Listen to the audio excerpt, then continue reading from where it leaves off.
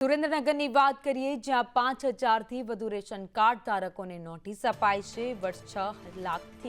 વર્ષે 6 લાખથી વધુ આવક ધરાવનારને નોટિસ ફટકારવામાં આવી છે. વાર્ષિક ટર્નઓવર 25 લાખથી વધુ છતાં લાભ લેતા હતા.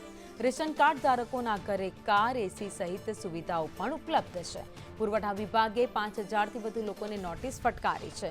હજુ અનેક લોકોના નામનું લિસ્ટ તૈયાર કરવાની કામગીરી પણ ચાલી રહી છે.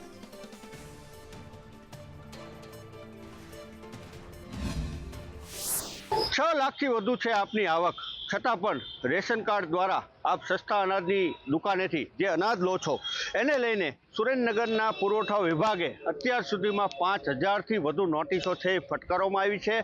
જિલ્લાની વાત કરવામાં આવે તો ટોટલ 540 સસ્તા અનાજની જે દુકાન છે એ દુકાનમાંથી તમામ જે લોકો છે એ દર મહિને જે અનાજ લે છે એ તમામનો ડેટા છે એકત્ર છે કરવામાં આવ્યો છે.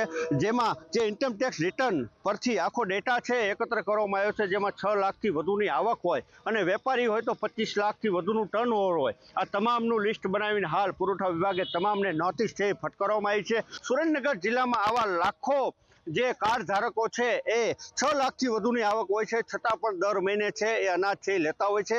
એને લઈને સુરેન્દ્રનગરના પુરવઠા વિભાગના અધિકારીઓ દ્વારા તમામને નોટિસ છે ફટકારવામાં આવી છે.